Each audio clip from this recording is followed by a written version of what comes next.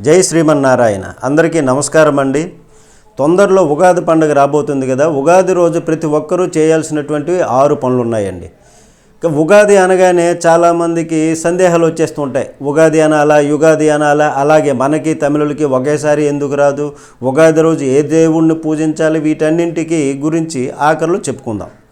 మొట్టమొదట 6 విషయాలు ఏంటి, ఆ 6 పనులు ఏంటో చెప్పుకుందాం.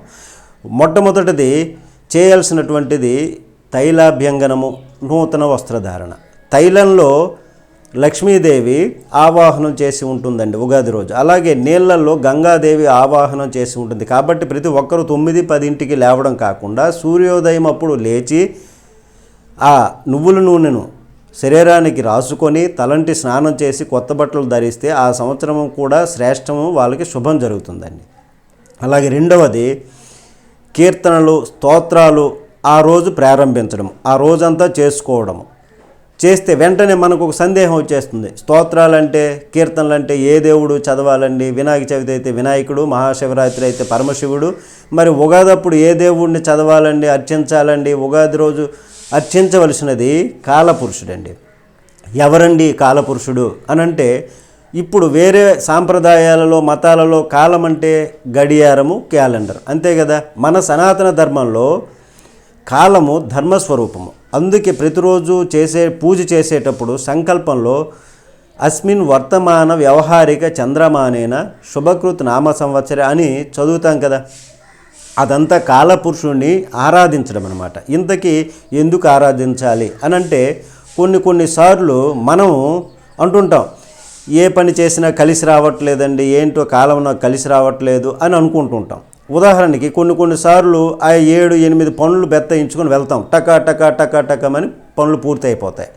మరి కొన్నిసార్లు అయితే 2-3 పనులతో వెళ్ళినా ఆ పనులు పూర్తి కావు. అప్పుడు కాలపురుషుడి ఆధీనంలో ఉంటుందండి కాలం. అప్పుడు కాలం ముఖ్యమైన మలుపులు ఉంటాయి, కాలానికి ముఖ్యమైన మలుపులు ఉంటాయి. ఆ కాలం అధీనంలో ఉంటాయి ఆ మలుపులు. ఆ సంవత్సరంలో ఒక్కొక్క మలుపులు ఇలాగ వస్తుంటాయి. అప్పుడు ఆరాధన చేసి ప్రసన్నం చేసుకోవాలండి. అలాంటి మలుపులే సంవత్సరాది, సంక్రాంతి, అలాంటి పుణ్య దినాలు వస్తాయన్నమాట. సరే, ఎలా ఆరాధించుకోవాలి? ఆ రోజు మొట్టమొదట స్నానం చేసుకొని వినాయకుడికి పూజించాలండి. ఆ తర్వాత కాలపురుషుణ్ణి ఆరాధన చేయడానికి తేలికైన మార్గం ఒకటి ఉంది. పురుష సూక్తం చదువుకోవాలి. పురుష సూక్తం రాదు నాకు, అదేం నేను చేయలేనండి, నాకు చేత కాదు, వేద మంత్రాలు రావు అని అంటాం. పర్వాలేదు, విష్ణు సహస్రనామం చదవండి. చదవడం రాకపోతే వినండి చాలు. విష్ణు సహస్రనామంలో మొత్తము విశ్వమంతా వ్యాపించి ఉన్న విరాట్ స్వరూపం గురించి చెప్పారండి. అందులో భూత భవ్య భవత్ ప్రభు, యుగాది కృత్ యుగావర్తో, అలాగే ఋతు, సుదర్శన, కాలహ అని ఈ మంత్రాలన్నీ ఉంటాయి కదా. ఇవన్నీ కాలపురుషుడు గురించి చెప్పాయండి శాస్త్రాలు. అంటే విష్ణువుని విశ్వవ్యాప్తమైనటువంటి చైతన్యం అని చెప్పాయి ఈ విష్ణు సహస్రనామాలు. అలాగే ఆ విధంగా పూజ చేయండి. పూజ అయిన తర్వాత శుభాకాంక్షలు చెప్పండి. శుభాకాంక్షలు చెప్పే ఆ పాజిటివిటీ వల్ల ఎవరికైతే మనం శుభాకాంక్షలు చెప్తామో వాళ్ళకి మంచి జరగాలి. అది శుభాకాంక్షలు అంటే. అంతేగాని తప్పతాగి రాత్రిళ్ళు 1 గంట 2 వరకు క్లబ్బుళ్ళంట, పబ్బుళ్ళంట ఉండి హ్యాపీ న్యూ ఇయర్ ఇది కాదండి శుభాకాంక్షలు అంటే. ఈ విధమైన ఈ పూజ చేసి, ఇలాగ పూజ చేసి అర్చించుకొని శుభాకాంక్షలు చెప్తే అటు ఎదురుగున్నటువంటి వాళ్ళకి శుభం జరుగుతుంది, మనకి శుభం జరుగుతుంది. ఇప్పుడు మూడవది నింబ పుష్పాసనం అంటే వేప పువ్వు తినడం అండి. కొంతమంది వేపాకులు కూడా తింటారు. ఏదేమైనా సరే వేపకు సంబంధించినది తినాలి. దాంట్లో షడ్రుచులు కలుపుకొని తినడం మరింత శ్రేష్టం. ఇప్పుడు 4వది వత్సరాది శ్రవణం, పంచాంగ శ్రవణం. ఏమిటండి వినేది? ప్రతిరోజు పేపర్లోను, టీవీలోను, అలాగే మాధ్యమాల్లోనూ, సోషల్ మీడియాలోనూ చూస్తున్నాం కదా, వారఫలాలు తెలిసిపోతున్నాయి కదా అని అనుకుంటాం. దీనికి కాదండి. దానికి సరైనటువంటిది ఏంటంటే, ఎందుకు ఈ విషయాలు చెప్పారంటే, మొట్టమొదటిగా పంచాంగ శ్రవణంలో చెప్పే వ్యక్తి ఉపాసన చేసినటువంటి వ్యక్తి, వాక్శుద్ధి ఉన్న మహనీయుడు అనుకోండి.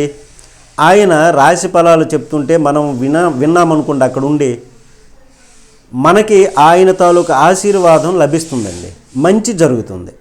ఇక రెండో విషయము, మనకేమైనా సమస్య వచ్చిందనుకోండి, అప్పుడు ఆయన మీరేమీ కంగారు పడకండి, పలానా దేవతను మీ సమస్యకు పూజించండి, ఆవిడ్ని ప్రసన్నం చేసుకోండి అని అట్లాంటివి చెప్తారు. చెప్పేటప్పుడు శుభం జరుగుతుంది. అట్లాంటివి చెప్పారనుకోండి, అలాగే మన తండ్రి చెప్తాడు చూడండి, అలాంటి హెచ్చరిక మనకి మంచి జరగడం కోసం. కాబట్టి ఇందుకు పంచాంగ శ్రవణం వినాలి.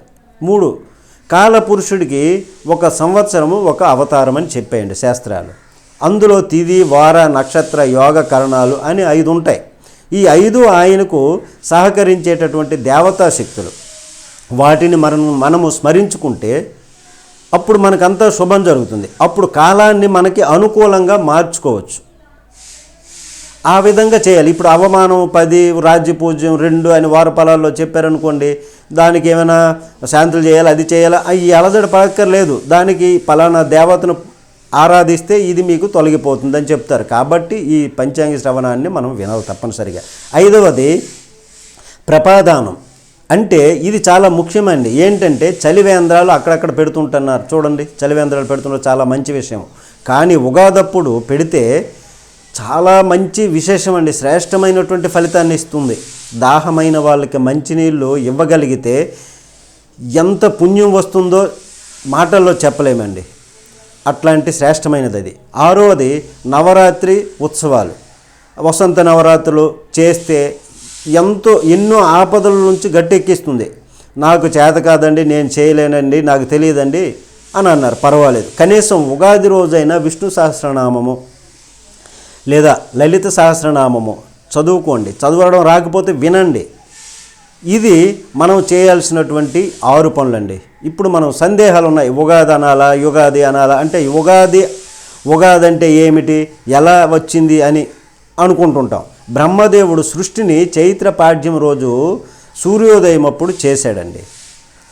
ఇది బ్రహ్మ పురాణంలో కూడా ఉంది. అప్పుడు సృష్టి చేసి దేవతా శక్తులందరికీ వాళ్ళ పనులను అప్పగించారని ఇది బ్రహ్మాండ పురాణంలో చెప్పబడింది. అందుకే దీనిని కల్పాది అని అంటారండి.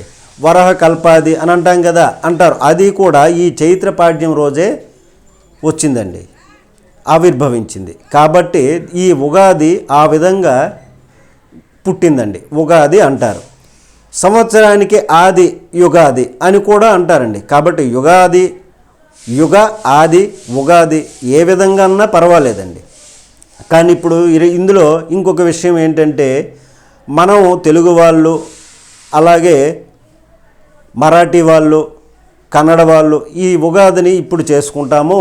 అలాగే ఒరిస్సా వాళ్ళు, తమిళులు, ఇంకా ఇతరమైనటువంటి వాళ్ళు ఉగాదిని ఇంకొకసారి చేసుకుంటారు అని వాళ్ళు సూర్యమానాన్ని అనుసరిస్తారు, మనం చంద్రమానాన్ని అనుసరిస్తాము.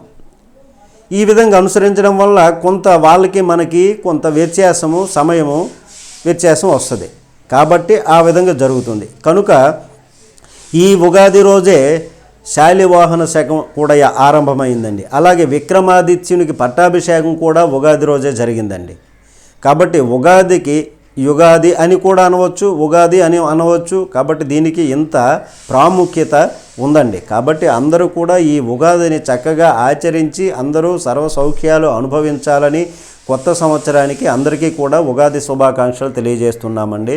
జై శ్రీమన్నారాయణ. ప్రతి ఒక్కరూ కూడా ఈ ఛానల్ను సబ్స్క్రైబ్ చేయండి, లైక్ చేయండి, కామెంట్ చేయండి. జై శ్రీమన్నారాయణ.